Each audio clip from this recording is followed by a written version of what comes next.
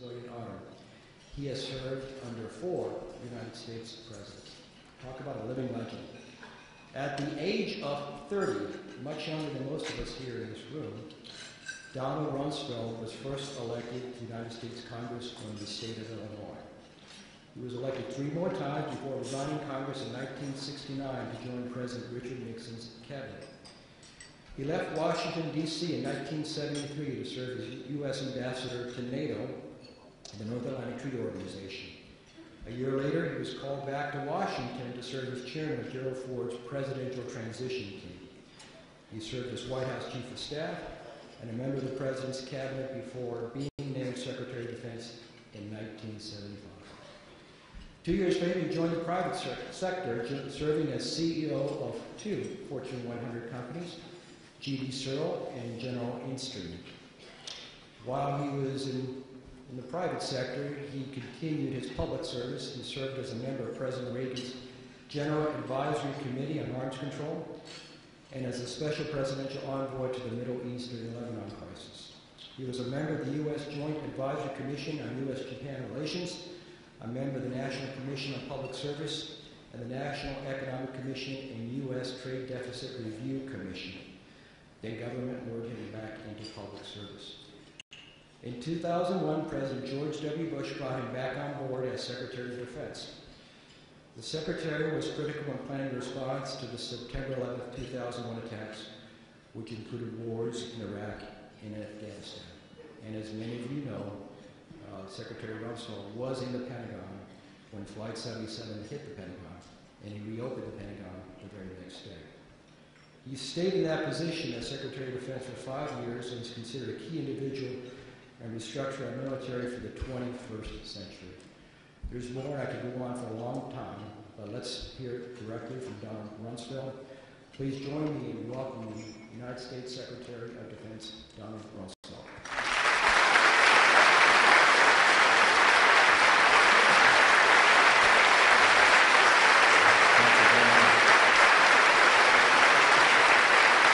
Thank you. Thank you so much. Reverend Norris, and President Manny, ladies and gentlemen, happy Valentine's Day. Manny, you made me sound like I can't hold a job.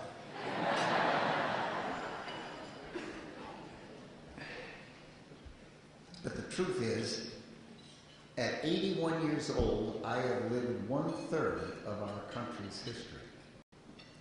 If you get out your abacus, I guess you don't use those anymore, and multiply 81 by 3 and subtract it from 2014, it takes us right back to the beginning. And I guess that's my excuse for having been around so long and done things. You mentioned Doris Goodman's coming. I bet she doesn't know this about Teddy Roosevelt. One day I was in the White House as Chief of Staff with President Ford, and the secretary called me and she said, Mr. Rumsfeld, there's a man on the phone named Alf Landon who wants to talk to you.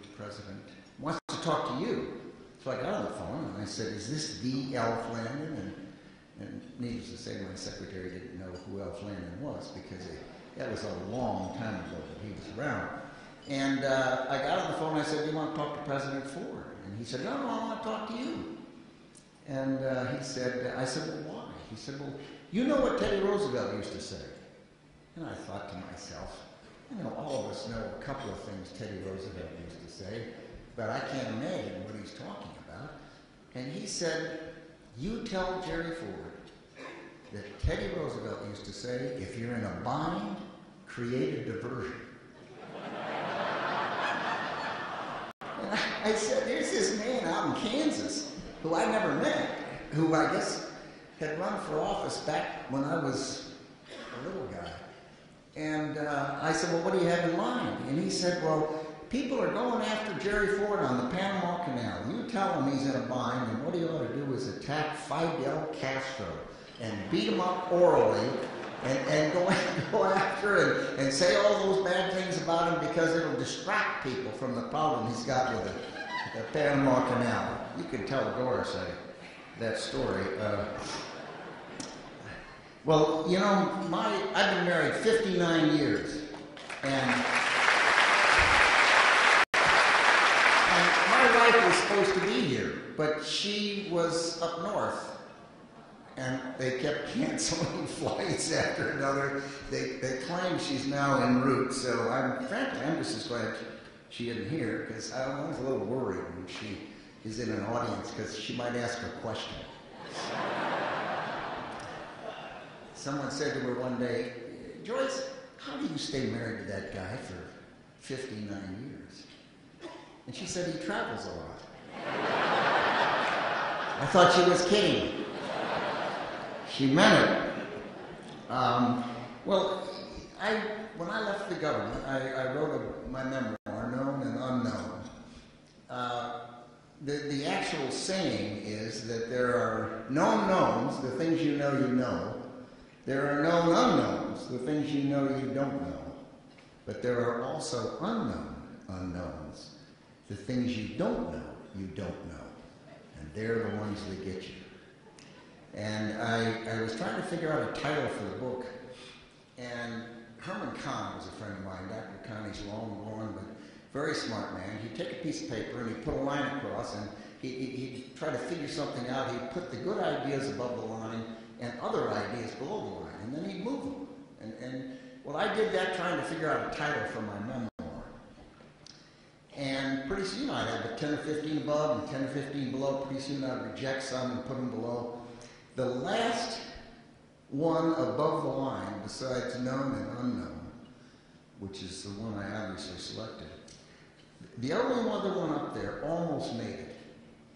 And it was an old Wyoming saying that dogs don't bark at parked cars. Now, we do know they do other things to parked cars. But, you know, if you're in government and you do something, somebody's not going to like it. And that's understandable. And some people will like it also. But the dogs don't bark at parked cars is something that anyone who serves in, I noticed you introduced a number of candidates for public office here. And of course, the folks you introduced tend to be state and local and county. And they're the ones that are right there where the rubber hits the ground. If you're in Congress, you're a long ways away. And it's a little different, but I wish these folks well.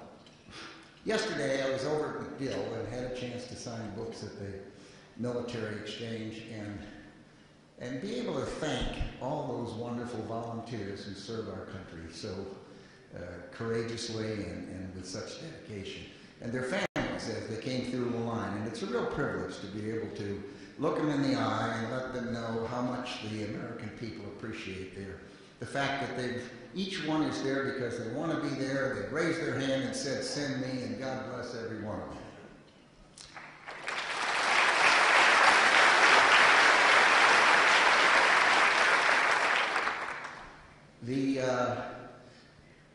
What I did after I wrote that first book, I kind of liked being an author. It was different. And so I decided to write the book that was mentioned, Rumsfeld's Rules. Everyone says that confession is good for the soul, so I'll confess. Most of them are not rules, they're observations, and they're certainly not all Rumsfeld's. Yeah, you can be sure of that. They're by observations and comments by people an awful lot smarter than I am. My mother was a school teacher, and I'd find a word I didn't know, and I'd ask her what it meant. She'd say, "Look it up, write it down." And I started doing that. Pretty soon I was writing down not just words, but observations. And being a dutiful son, I still to this day carry 3x5 cards and write down things. And what I did one day, I was with President Ford, and he came into office, of course, as the only man not elected president or vice president ever. At a terribly difficult time, the aftermath of Watergate, the difficult ending of the Vietnam War, the economy was in the tank. And we were fortunate as a country to have a man of such integrity and decency and experience and knowledge serve in that office at that tough time for our country. but he made a comment and I made a comment. I said something like, it's better to get people working off your outbox than you working off your inbox. And he said, well, what's that? And I said, well, it's one of the observations I've written down. He said, well, let me see them. And of course, I didn't have them typed up. They were just 3x5 cards in a file. So he said, type them up. I did. The next day I showed them to him. And he said, well, circulate them to the White House staff, which I did. And pretty soon they gained a life of their own. I collect them, and I wish I'd had them when I was 20 years old. You know, it calls to mind what Napoleon said. I've made so many mistakes in my life, I no longer blush for them.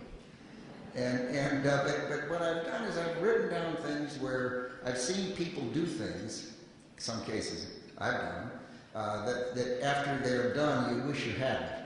And so you write down an observation about that. And I've found it to be a lot of fun and quite useful. You know, as you look at current events and what's going on in the world, these rules or observations kind of leap to mind. There's one that says, beware of proposals that are described as bold, innovative, and new. Something can be bold, innovative, new, and stupid. And there's a couple of proposals flopping around in our country that would fit that definition.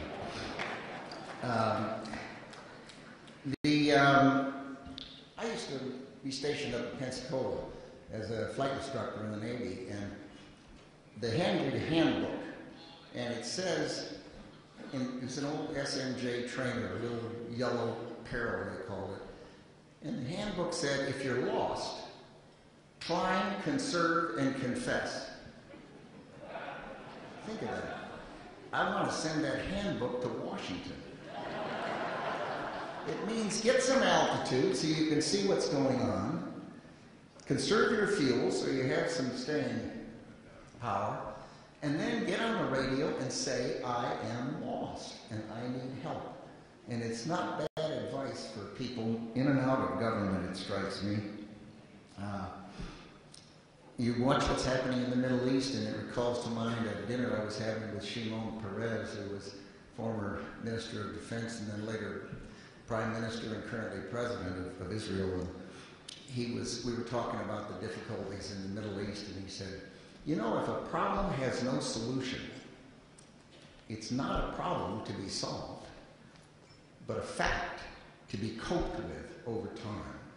And you see the difficulties in that part of the world, and that thought periodically comes to mind. Dwight Eisenhower once said about problems, if a problem can't be solved, it's kind of a hair knot, and there's just no way to untangle it or deal with it.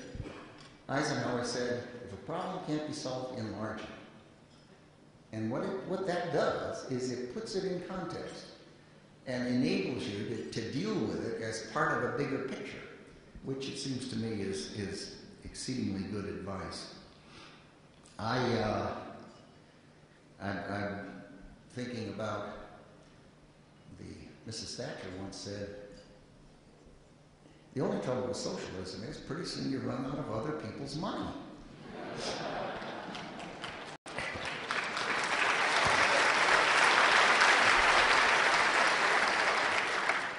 Some wag in Washington said, well, if government can't do government, what makes us think government can do business? And that, of course, is a fact. North Korea calls to mind Winston Churchill's comment that dictators ride the tigers to and fro, and they're afraid to get off. And that is basically what we see with any dictator.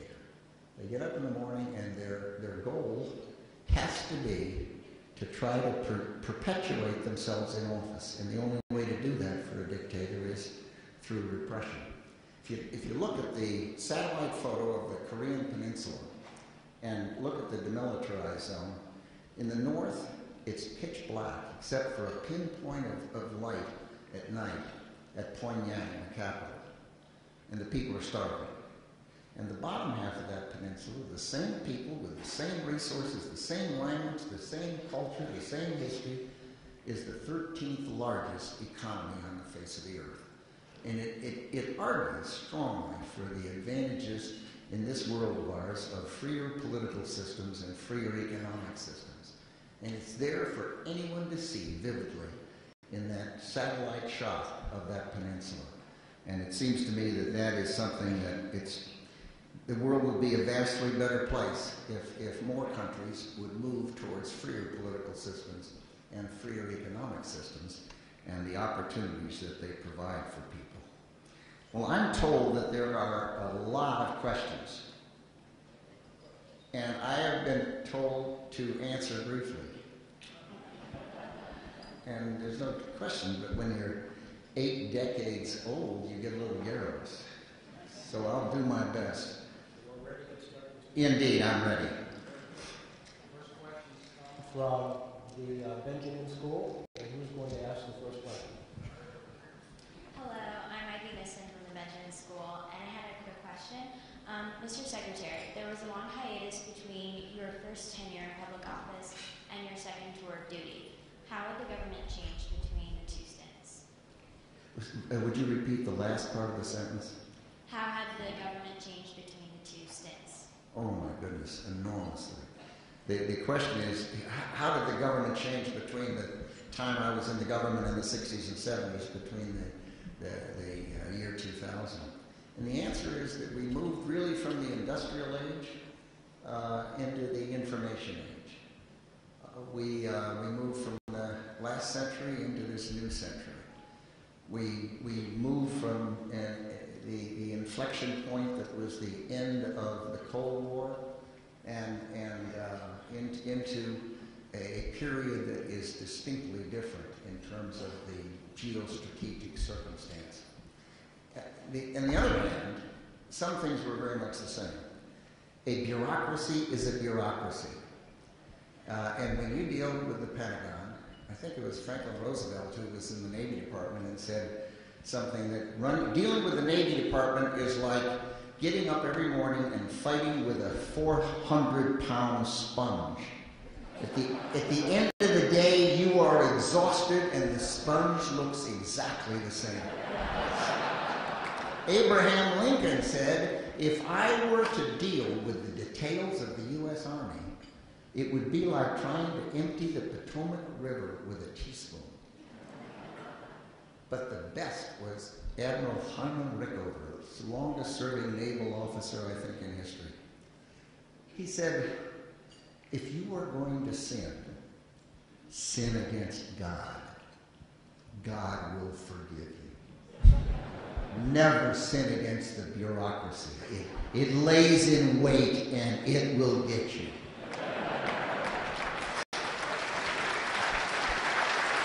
So that's the same. We have a second question from Benjamin School. Hello, Mr. Secretary. My name is George Donaldson. I'm a senior from Benjamin School. Mr. Secretary, is it possible the war on terror is an unwinnable and never-ending war, much like the war on poverty or the war on drugs?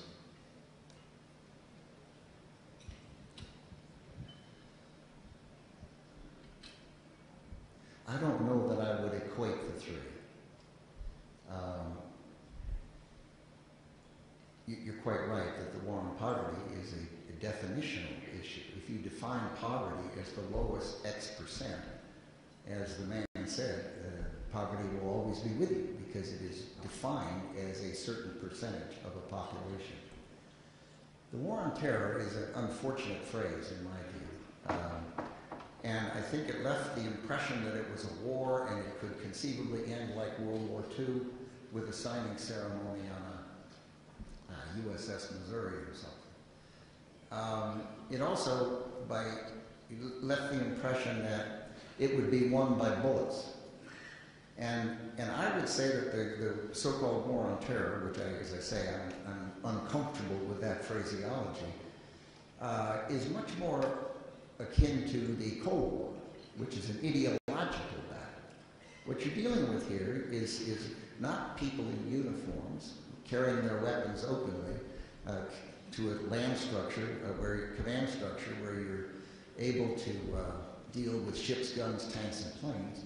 What you're dealing with here are people who go in civilian clothes and into marketplaces and use women and children and people to kill innocent men, women, and children. The purpose is not to kill them.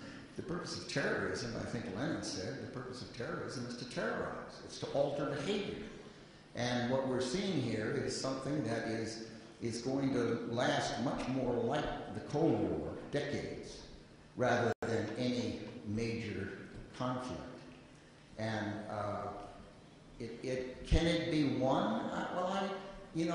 Those ideological battles are the kinds of things that can go on a long time, and things can ebb and flow. But I'm pretty sure you're not going to win the global war on terror with bullets. I think it's going to be won only to the extent that people within that faith and the rest of the world recognize the attack that's being made on the nation-state concept, which is how we order this world, because that is the way it works. And what we have to do is engage ideologically. We have to be willing to compete, just as we did against communism, and make the case that communism doesn't work, and make the case that freer political and freer economic systems do work, and make the case in the case of this problem of terrorism that in fact the people who are engaged in those acts are determined to impose their will on the rest of the world, and the rest of the world ought not to acquiesce and let that happen. Great questions. Thank you very much. Now's the time, if you have other questions, wave them in the air. Our volunteers will come by. We've got some questions. We're always willing to take more. Mr. Secretary, in your time, you've witnessed Watergate, President Ford's election defeat, NATO in the Cold War, the battle over Lebanon, twice being Secretary of Defense, a hot war in the Middle East, 9/11, and the debate over the proper role of intelligence in today's world. Are there any broad lessons we can take from everything that you've seen done? Well, I guess the lesson is that human beings, we're not perfect, and people are going to do things that, in retrospect, it's pretty clear they shouldn't have done, and in many instances, wish they had not done, and that when we, as individuals in free systems, elect people to public office, we have a responsibility to put people there and keep good people there and put people who are not doing a good job out of public office. I have a website brilliantly named Rumsfeld.com. And I've got a speech that was made by Adlai Stevenson. He was a governor of Illinois back, and he lost to Eisenhower in '52, and he was speaking in '54, and then he lost again in '56. But it's a wonderful speech, and basically what it says, if we don't like what's happening in a free system like we have, we should look in a mirror if you want to see where the problem is. The problem's us. We have a responsibility as individuals in a free system to help guide and direct the course of this country. And the lesson is, in direct response to your question, that by golly, if the pendulum gets shoved too far one side, it's our job to change our priorities, get out of our chairs, and push that pendulum back where it belongs. And if it gets too far the other way, by golly, we ought to get out of our chairs and get it back centered so that this country, and a wonderful country, and people run around and say, oh, America's what's wrong with the world. Well, that's nonsense. America's not what's wrong with the world. And if we want it to be better and to contribute to a more stable and more peaceful world, by golly, it's our job to get up in the morning and see that we help contribute to guiding and directing it on a path that is in the best interest of all of the people.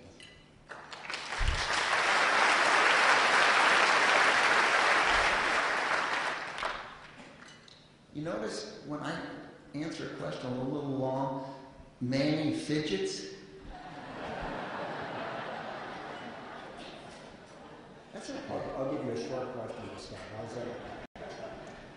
Afghanistan was our first response to 9/11. As you recall, we were Secretary of Defense and had a big hand in preparing and instituting the plan. It was a loyal Georgia that appointed or elected, pick your word, President Karzai. President Karzai is going to be leaving office in just a few short months. Is Afghanistan going to be better or worse off when President Karzai leaves and why?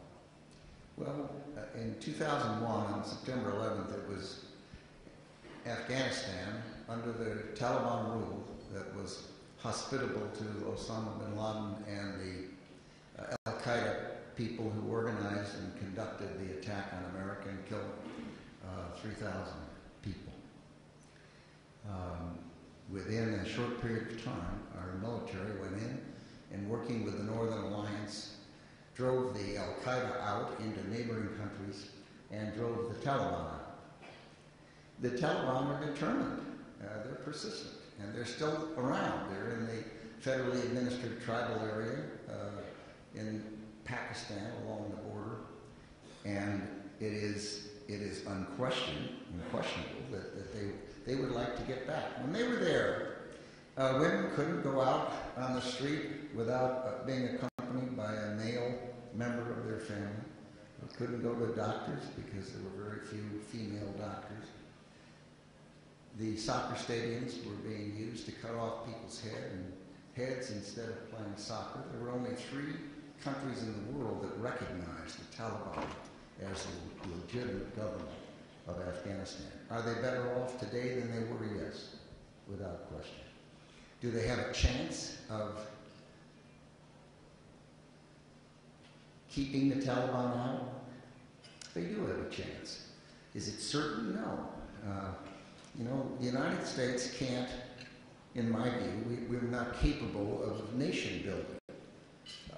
The people of those countries have different cultures, different languages, different histories, and they evolved just as we evolved. I mean, we didn't arrive out of a cellophane package like we are today in 2014. We had slaves up into the 1800s. Women didn't vote into the 1900s. We're still evolving as a country. And those countries are going to evolve. And we can point with alarm and say, oh my goodness, this is terrible, that's terrible about that country, if they're not exactly like we are. Well, we're not the way we were 50, 100 years ago. We're still changing and they're still changing. Do I think that it was a good thing to go in there and run the Taliban out? Yes. Do I think it was a good thing to allow the Afghan people to have a loya jirga, to have draft a constitution and pass it, elect a government? Absolutely. I think that's a good thing. Are they going to do everything we think we would do? Of course not. We're doing things today we didn't do 50, 100 years ago. So, and are we perfect? No. Does what we're doing make sense for us now? Yes. Does what they're doing make sense for them now? I mean, right now everyone's fussing about Karzai releasing some prisoners. And I'm unhappy about it. These are bad people that are being released. Why is he doing it? Well, he's doing it because we're pulling out.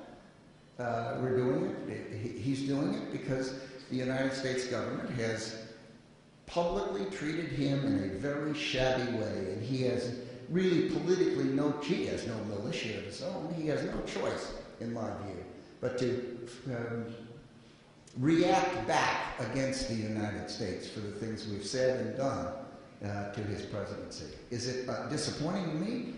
You bet it's disappointing that these people are being released. Is it disappointing that we've mismanaged our diplomacy with Afghanistan and with Karzai? It is disappointing. I think we could have done a lot better job than we've done. You've been a student of history. You've been a part of history. Who is your favorite person in American history and why? When you've worked for 4 presidents, you kind of put me on the spot. Why don't we exclude presidents that I worked with? You can tell us 4 favorite people. Okay, I'll do that. I think you've got to begin with George Washington. Here's a man who could have been, I suppose, a monarch or a king if he wished, and instead he used just incredible good judgment to set this country on the path that he did. It was brilliant. There was no reason to have expected that a man would have that ability, that genius, and that willingness to put the country on a direction that was in the interest of the country instead of in the interest of George Washington.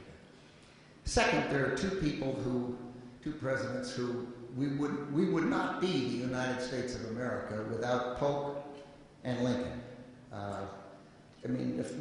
Much of the real estate in the United States of America, moving us to the West Coast, was accomplished during the presidency of Polk. And the arguments against having a civil war, the arguments against that horrible, horrible war, 600,000 Americans dead in the Civil War. And yet, had Lincoln not fought that war and prevailed, there would not be a United States of America. And it seems to me that it is important for our country, the people of our country, it's important for the world that the United States exists. And quite honestly, I think it exists in large measure because of the leadership of those three individuals. Let's move back to the Middle East.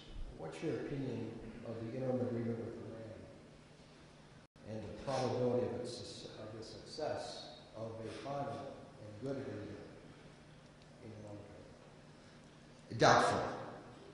Why is that? Well, you watch a pattern of behavior over a period of time, and I can certainly understand a willingness to be hopeful when new leadership comes in the presidency in Iran, and it's nothing wrong with being hopeful, and there's nothing wrong with trying. But the truth is, the Ayatollahs are still there. They were there before. You read what they say, and you look at their behavior pattern. They are contributing to terrorism all throughout that region. They are a principal supplier and supporter of Assad.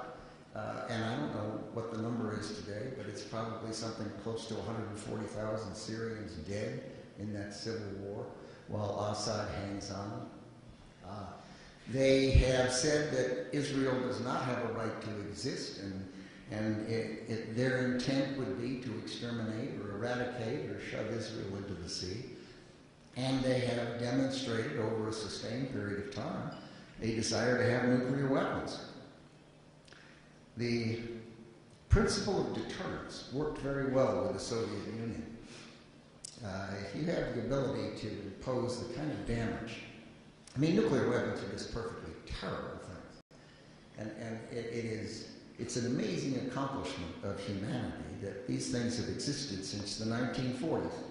And they've not been fired in anger since 1945. I don't suppose there's ever been a weapon system that has not been used in anger in that period of time. And that's a wonderful accomplishment of humanity, and it's partly because they are such terrible things. The reason the principle of deterrence works is because people understand the horror of those weapons and the damage that would be imposed were they to use them. The problem with Iran is think of what a terrorist does. A terrorist is willing to strap a bomb on them, or some woman or some child, and send them into a market and blow themselves up. People that are willing to do that do not behave the same with respect to deterrence. And it seems to me that the long-standing policy of the West, certainly the policy of Israel, and I would add the policy of the Sunni states in the region, Saudi Arabia, for example, is that it is critically important that Iran not develop a nuclear weapon. And yet we've seen over a sustained period of time their willingness to behave in a way that disagrees with the United Nations, disagrees with the efforts of other countries to dissuade them from proceeding along that path.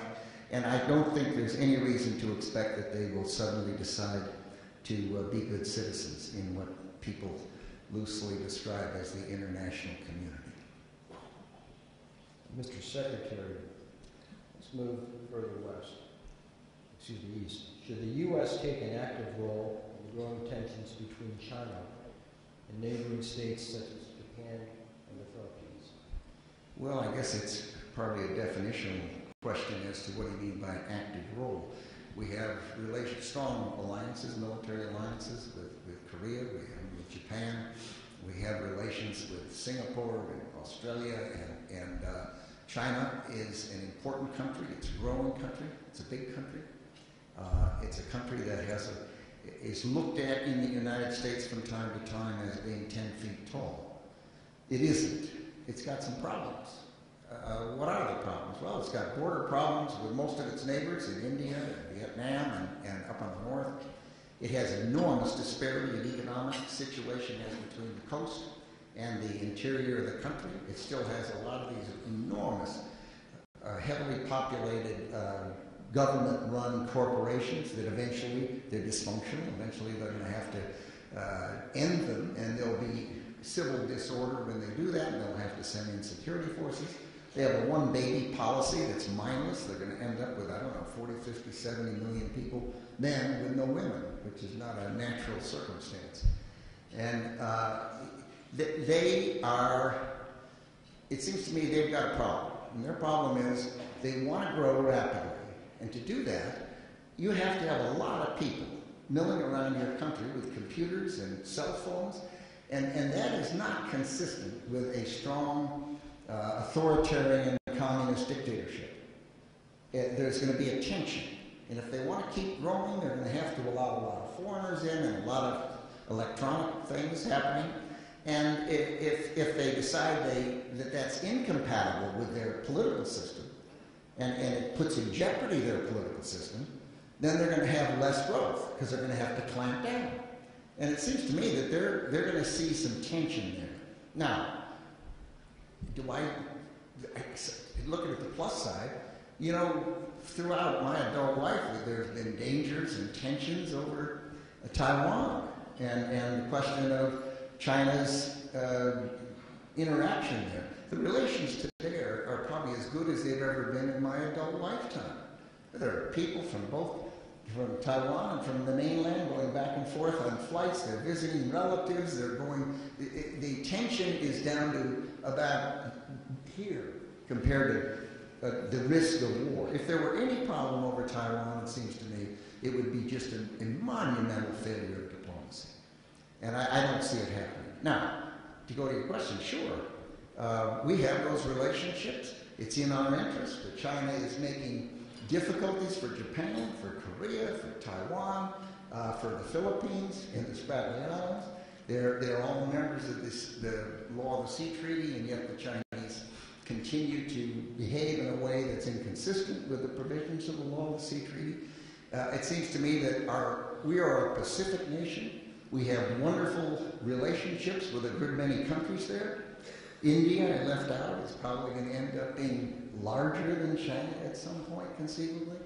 So I don't see us on a collision course with China, but I think there is no question but that it's in our interest as a country to remain a Pacific power and to maintain those relationships with important countries.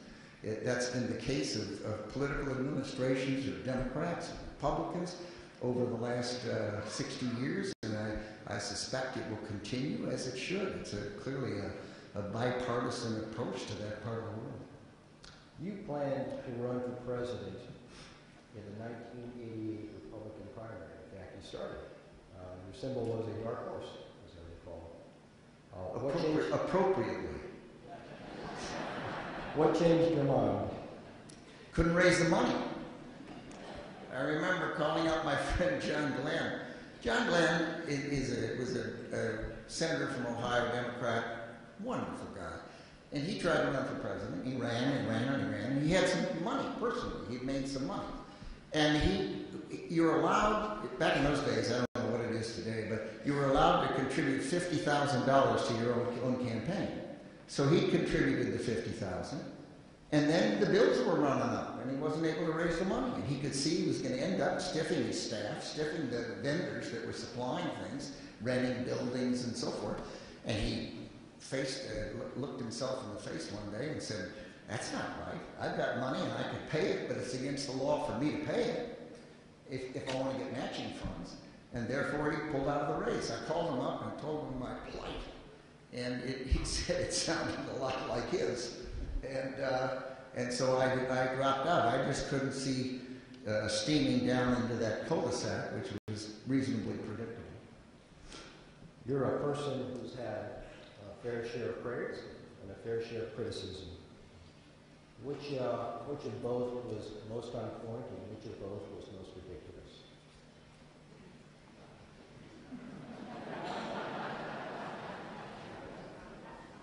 Oh, come on, give me a decent question.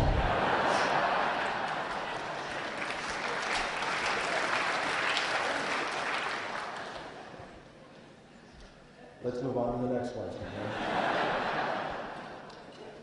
Russia seems to have had a resurgence in the last few years. Do you think that Russia, under Putin, will become a threat to the U.S. in the future?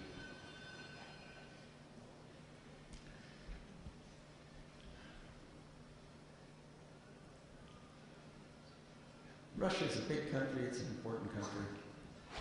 It's an authoritarian country. It's a country that's economy is very uneven. Their strength is in energy, and their weaknesses kind of fill out the rest of the economic span of life.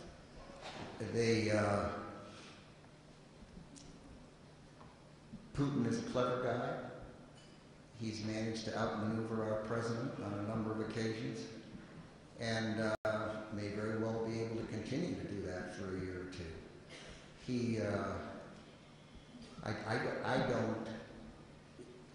I don't see the Russian Federation, which is what's left of the Soviet Union, rising on the world stage as a military power that is going to threaten the globe. There's no question but that they are putting a good deal of pressure on their neighbors. They call it the near abroad. And Central Asian countries, important countries in the Caucasus, including Mongolia, and are there between Russia up above and China down below. And they both put pressures on, and they compete in that part of the world. But I think most people in that part of the world recognize the fact that Russia can play rough and is willing to do that the United States doesn't and won't be likely to do that. And what they need is to maintain relations with people in that part of the world that get that pressure, are better off if they maintain some kind of relationship with Russia, but not subservience, maintain some kind of relationship with China, and maintain some relationship with the European community and the United States. That gives them maximum flexibility. We see what's going on in Ukraine right now. Ukraine is getting knuckled under by Russia, and the Russians are preventing them from developing an accommodating relationship with the EU, which would be very much in the interest of Ukraine, an enormously important country. But I guess that right now, because he's clever and willing to play tough, I would say that Putin's kind of punching above his weight. Is that going to continue? As long as he's around, and as long as we play the diplomatic hand like a foot.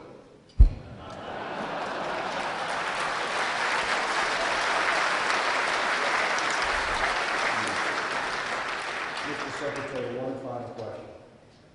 You've been Chief of Staff. You have been in Lebanon during the crisis that was there. You were in the Pentagon when it was hit by Flight 77. You've seen your share of threats to this country. But without telling us stuff that you can't tell us, what keeps you up at night? I was asked that question was being confirmed in 2000 and 2001 for the Department of Defense, and my answer was, what keeps me up is intelligence. That it is a hard thing to do in the world we live in. It was one thing to be able to focus on the Soviet Union and figure out what they were doing and where they were doing it and how many things, ships, guns, tanks, and planes they were developing. We didn't do very well at predicting, but intelligence gathering is a very tough business, and we ought not to think we can do it with perfection. There's an old saying in the business that if it's intelligence, it's not a fact. I mean, if you think about that, it's powerful thought. The reason we call it intelligence is because it is bits and scraps put together and a best judgment, an assessment, but not necessarily a fact. So that was my answer to the Senate committee. I was asked the same question speaking at Leavenworth at the military base there to, I think it was 1,490 some odd majors, about most of them from the United States, but a number from 10, 12, 15 other countries. And my answer was totally different. My answer was that the thing that keeps me up at night is American weakness. That I don't believe you can manage our economy the way Europe is managing its and not send a signal out to the world that we are going to be a lesser nation in the next 10 to 20 years. And at my age, the United States has been a factor in the world. It has been part of the rib cage of the world. It's been contributing to a more peaceful and stable world. And to the extent the signal goes out that the United States is incapable of managing its economy in a way that doesn't signal weakness, and then we send out the signals on sequestration in the military, and people run around saying, well, the military is costing too much money. When I went to Washington in 1957 out of the Navy, the Eisenhower was president, and then in Eisenhower, Kennedy, and Johnson administrations, the United States was spending 10% of GDP on defense. Today we're spending less than 4%. The budget problem is not defense. The budget problem is entitlements running full speed. And anyone who looks at it has to know the truth. While the United States has gone from 10% to less than 4% investment in defense, our NATO allies are now below 2%. So like-thinking countries, free political systems in Western Europe, free economic systems there, are now moving into a period where their military capabilities are at best questionable. And as partners with the United States, their role, their capabilities will be considerably less than has been the case in the past. Now, so we're sending that signal out to the world. And, I mean, why else would Vice President Biden say we're not in decline? He said it because we are. And they're worried about it because the world senses that. Now, what does it mean? It means we're creating a vacuum in the world, and a leadership vacuum. We don't want to be policemen for the world. We don't want to be involved in nation building, I don't believe. But by golly, we need to be a presence.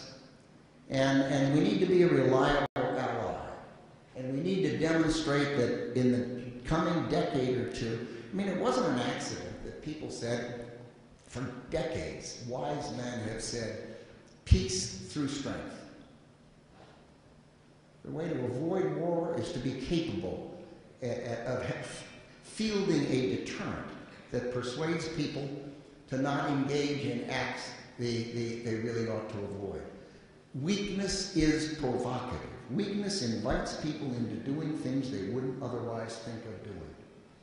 And in a broad general sense, the signal is out there that the United States is in a decline of some kind. Is it permanent? I don't think so. I'm from the Midwest, and I'm a perennial optimist. I believe that this is a great country, and that we'll end up figuring out how to live in a complicated world. But the truth is that weapons are increasingly lethal. Weapons, I mean, think of smallpox. The Dark Winter study suggested smallpox in 3 locations in America, and within a year, they predicted that there'd be 1 million Americans dead. What does that mean? It means that the margin for error of our political leadership is very small. And the more lethal the weapons, the smaller the margin for error. And so what I worry about is the reality that we create a leadership vacuum in the world, and that vacuum is filled by people who don't have our values, who don't have our interests, and in some cases are actively adverse to our interests, and have values that are fundamentally inconsistent with those of the United States of America. And if I worry about anything, it is that. And I think it's correctable. But it takes the American people.